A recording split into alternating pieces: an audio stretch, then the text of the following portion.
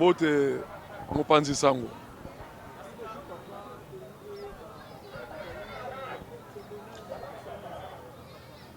Awe nazali moko ya kodo ya ba résistant ya iside Changu adjoint oyo tozali kobundela ekolo Congo depuis un temps, donc depuis 2018 mboka makambo esalamaki na kati ya mboka ezalaki malamu te. Braquage électoral esalamaki oyo conduire biso na ba crise militaire sectorielle, c'est-à-dire ozali komona mboka efandi lokola Lyon abukani asali ya kofanda ekosenga kotelimisa ye po asala nini azwa makasi pe atambola po ayeba kokanga oyo ezali bilei na ye tobengi proie. De même aussi avec mboka na biso po répondre na batante ya population ezokosenga kopropose baremede na maladi oyo eza na yango, parce que mboka ezali personne physique te oyo azali na makila na mai. Soki azali personne physique tolingi toplace na basoins intensifs. De même aussi en tant que personne morale azali malade ezali kosenga basolution pour que mboka ezonga na bopikiliki nyonso.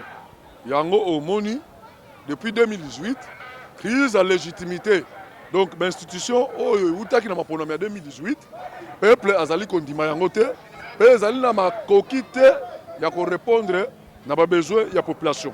Ndenge oyebi yango este de la république sécurité ezali malamu te, ndenge omoni yango misala ezali te. On dirait totikala lokola bana etike oyo tozangi tata na mama, moto akolobela biso azali te. Yango tomonaki na bokambami ya lolenge wana ezali korépondre na bosenga ya population te, toye kokoma ti baproposition nyonso tosaliaki tofanda tosala seni ya malamu po ete mabe wana ezonga te na 2023. Me bandeko oyo bazwaki bokonzi na makasi bamonaki yango malamu te, basabotaki volonté ya peuple, basakapare na pouvoir. Tokomi ti na 2023 malgré tobandaki koloba, malgré tobandaki kokriye bayokaki kaka te. Mais tant tokomi na 2023 au lieu to corriger maye mavandisi mboka maye esali ete ata mwa investisseur aya te, non tosali nini tokei lisusu koleka oyo elekaki na 2018 tokei na kati ya fraude électorale oyo ezalaki massive. Mutu nyonso amoni yango wuta nakola mopanzi sango mpe nakomi na age oyo na mokili mobimba namona te élection esala une semaine. Mais oyo ya Congo mokili mobimba yebi yango bamashine na maboko ya batu na maboko ya régime en place bamikabola yango déjà 15 000 machines. Ok toboyi te bomonaki publication ndenge esalamaki tantôt koto basuspendre batelemi kuna bapublie kuna basali boye bamashine batu kobebisa nyonso tu wana elakisaki ke élection na kati ya mboka na biso esalamaki malamu te to mpe ezalaki na yango te, ezalaki simulacre électoral na yango ozomona baconséquence nango ti lelo oyo ezali kolanda biso. Il n'y a pas longtemps omonaki na février awa après publication ya fraude électorale wana Rwanda atakaki biso bombe uti kuna ebomi basoda na biso ebomi population na biso. Yebisa ngai mokonzi nini oyo atelemaki agangelaki Rwanda na droit international na rapport de force soki babeti bino na 7h bino mpe na 8h il faut bosala nini, il faut répondre. Attaque ezala proportionnelle babetaki bombe bino mpe bobeti bombe ozali awa ozali mwana mboka malgré ozali mopanzi sango okoyebisa ngai mokonzi nini atelemaki oyo alobelaki Congo. Donc Congo ezanga molobeli, Congo ezanga mutu akotuna Congolais kuna akufi nani abomiye, Congolais azangi mutu ya kopesa lipa akopesa ye mai na yango moni ba proposition lokolo tozali ba nationaliste biso tolingi mboka tozali kolemba te to propose depuis 2018 kino lelo toyo ko bwaka mbela tolobi non ata ko na kata famille en tant que africain soki mabe ezali tosalaka nini tobengi ba mikolo tofandi na séance te po tosala nini balobaka le linge sale se lave en famille totala bisika nini mbebe ezalaki bisika nini mabe ezalaki po tobongisa famille tosala nini topesa yango chance ekende liboso. Nde oyo komona mwana mboka oyo azali sinzidi ya mboka Martin Fayulu, le soldat du peuple, le commandant du peuple aye kobwaka mbela lobi non, peu importe ma divergence, peu importe nyonso oyo tozali koyoka amati likolo au-delà ya besprit amike ya kozala o Fayulu ake kosenga msala ya kozala o Fayulu akomi na suka lobino moi je vois la nation tango nazomona mboka na komona ba individu te yango na lobi tokende wapi na dialogue wana tokokabola poste moko te tokokabola mbongo te tokobundela ebonga te mais tokotala makambo oyo etali mboka na biso po tozosala nini tobongisa na 2028 berero tozali kosala tosala yango te yango na bengi mbela na bandeko na biso bakongole nyonso eza la classe politique pourquoi soki idée euti na moko ya bakongole oyo ezali salvatrice oyo ezali malamu mpo na intere ya mboka tokoki apuye yango te cohésion nationale mwana mboka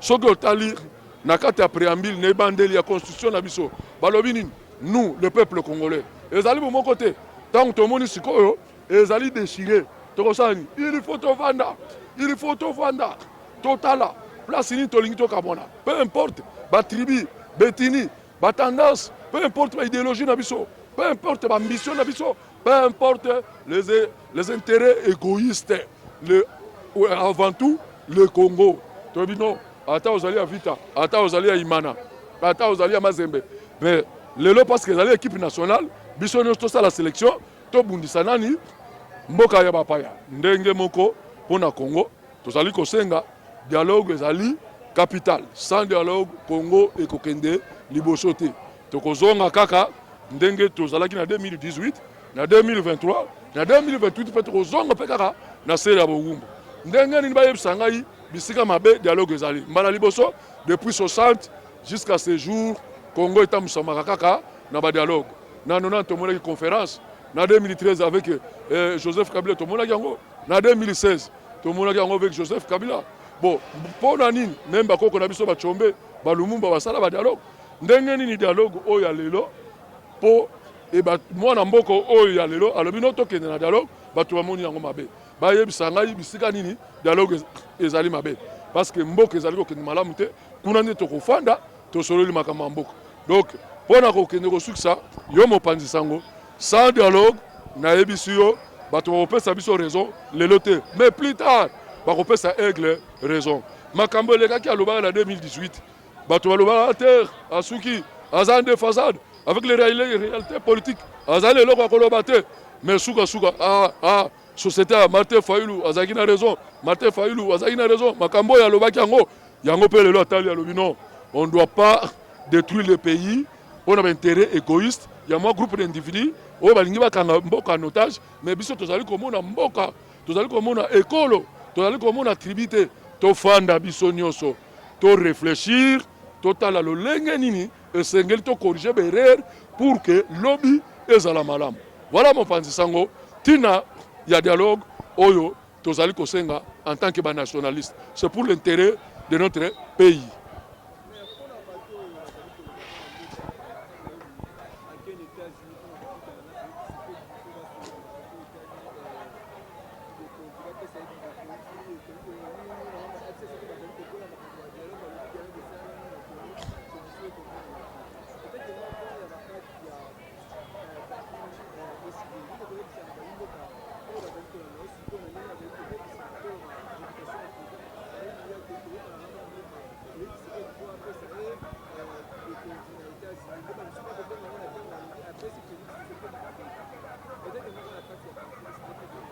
Bon, merci mon pandisango pour la mutuna wana pour la bandeko ya FCC to ya PPRD bazali na leso moko te ya kopesa biso parce que lelo soki tokomi bisika tokomi boye Congo soki ebebi ezali bandeko ya PPRD bato basalaki yango na kozwa mwana mboka Félix Tshisekedi oyo aganya mapolomi te ba imposer biso ye na mutu ya mboka na 2018 na mutuna na bango bazali na leso moko kopesa te mais biso en tant que basinzili ya mboka yango tolobi non ezala bango bazali ba congolais ezala Félix Tshisekedi azali congolais tozali koboya kosolola na mutu moko te sauf koboya toboya kosolola na mutu oyo ya nkuku ya kobatama ndenge ndeko mwana mboka basalaki yango oyo bazali na régime oyo mais biso toloba kosolola na mutu nyonso il n'a pas de ange azali te diable pe azali te biso tozali bana mboka boya tofanda ezala bino ya PPRD boya tofanda bekoloba ke Martin Fayulu akei kuna na États-Unis Félix Tshisekedi apesa ye bokonzi mwana mboka Tanga Mobe Kolikonzi, article 5 de la Constitution, pouvoir bapesaka yango et pas yanani, ya peuple.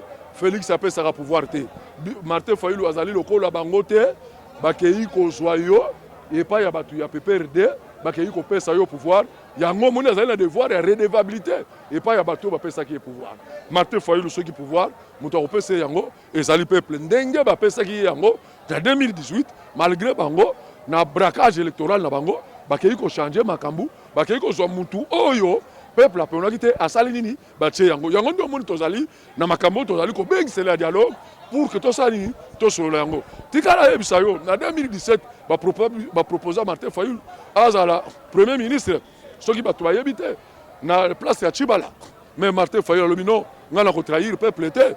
Na 2018 tango bayibi pouvoir président Uhuru Kenyatta oyo ancien président ya Kenya amonaka Martin Fayulu papa la biso Sassou bamonaka ye azala vice-président atunaka bango na kozala vice-président ya président nini oyo aganaki maponam. C'est-à-dire batu oyo bazali koloba makambu wana bazali na makanisi wana ba ennemi ya Congo bango wana bayebisa biso à part dialogue solution ezali susu nini biso tosimba manduki te biso tozala makila te. Martin Fayulu azali na makila te na démocratie na république. Les idées yangonde batu bayaka nango yo zali na ngambo ya FCC ozali na ngambo ya union sacrée bimisa makanisi pona mboka soki olingi mboka lolenge muninga abimisa yango. Donc des revers de la main na balaye ba argument wana ya kozala ke Martin Fayulu akei Félix Tshisekedi apesa pouvoir na Congo kolansa ma constitution na biso article 5 mutu apesaka yango ezali population oyo azali na démocratie souverain primaire. Yango omoni Martin Fayulu biloko aboya ya ba conseiller mbili wana nocturne ya kobebisa mboka soki tokosolola ezala yo FCC ezala yo union sacrée ezala lamuka ezala société civile tofanda biso nyonso Congo ezali ya biso nyonso. Yango omoni alobaki Congo ekolobo boko ezali kotalisa to sauver mboka ezali kokufa pe ekufi déjà soki otala lolenge bato bazali kotambola na boulevard tokotala est-ce que tozana ministre bazali kotala makambo ya transport otali bato ndenge bazali kokufa na insécurité tozali na défense na kati ya mboka tokotala lolenge chômage ezali est-ce que kokoloba ke Congo lelo oyo ezali vraiment mboka oyo bakokotanga na niveau international.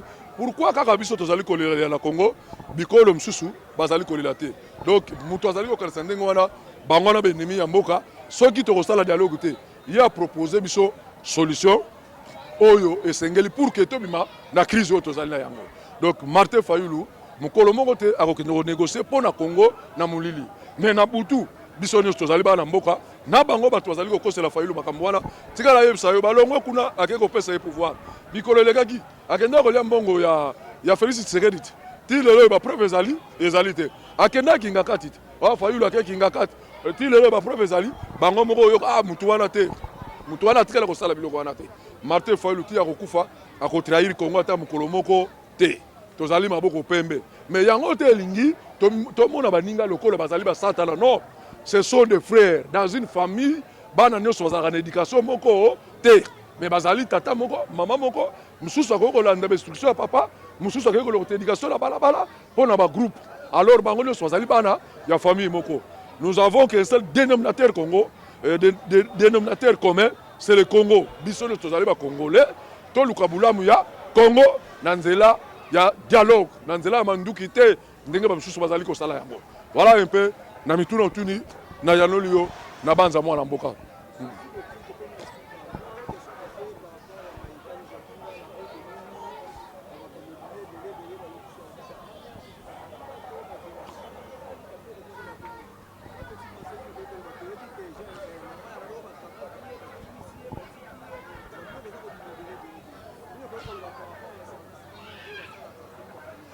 Oui, yango toyo kolobela makambo wana. Il faut tozala na l'État. Mutu oyo batie esika wana ayeba musala na ye. Service ya NER ezali service ya l'État. Ezali service ya l'État. Eloko ekomi epa ya mwana mboka Jacques Ndala tout d'abord en tant qu'être humain. C'est vraiment inacceptable. Ba service ya l'État oyo ezali bazali kofuta bango na mbongo ya l'État pona kokengela biso. Olie baleka na ba pratique moko oyo ezali vraiment inacceptable. Pourquoi pas entendre ceux qui ont fait un infractionnel, batini na parquet à ça juge a condamné à prison. Donc en tant qu'humain, et puis bateau tozali membre de la communauté internationale, tu dois respecter les droits de l'homme. Et là, comme il n'y a pas un mboka, Jacques Ndala, mutu moko te na kati na biso. Ezala bango, batu ya ner, ceux qui basali bango yango, bako sepena yango ata mukete. Mais chose grave, biloko wana ezoko salama na période nani, na période ya Félix Tshisekedi. Oyo bakosa biso état de droit tamu nazalaka mwana muke, na bandako kanisa ke état de droit, batu babandaki yango ba papa Tshisekedi, donc batu ya IDPS. On suppose que tangu ya komi place wana, il faut appliquer les règles et l'état de droit, notamment le respect des droits de l'homme. Parce que c'est lui, Otobengaka, commandant suprême, c'est lui, le magistrat suprême. Ils allaient chapeauter l'institution. En ils allaient dépendant, il y a présidence. Tant que Makamwana, ils allaient salama. Olingo yeb sanga imwana mboka que président c'est pas quitté, donc incriminer bangote, mais Makambo est salami na nzoto ya mwana mboka. Jacques Ndala, je condamne ça fermement en tant qu'être humain. Nzambe na lola. À la prochaine, le service à directeur il faut déférer na instance compétente à Samba à répondre à l'acte. Mais là, on a le mandat ici. Bino batu yaner, boye bayango, batu ya liboso bazali pe batu yaner, bino te batu bandango. Makambo bosali, bino boko bosala yango mandat tango kosila et ko rattraper bino. Bosala musala na ndenge sengebeli, na ndenge ya ba règle de art ezali, de l'art ezali. Bosala yango conformément na mibeko ya mboka pe na ba droit ya batu wana ndeko ko sala malamu mukolo bokolongwa batu ba okanisela bino ke bokima mboka ndenge ndeko oyo na régime ya Mese Kabila akendaki kobata babandaki kobenga ye kombo ndeko oyo azalaki ya nere Caleb soki Caleb Mton. Donc na tini message wana batu ya nere ke mandat esilaka oyo bosali na mwana mboka Jacques Ndala biso toko sepena yango te. Voilà, na mutuna wana e yanonanga ezali ndenge wana, monsieur le journaliste. Voilà, merci.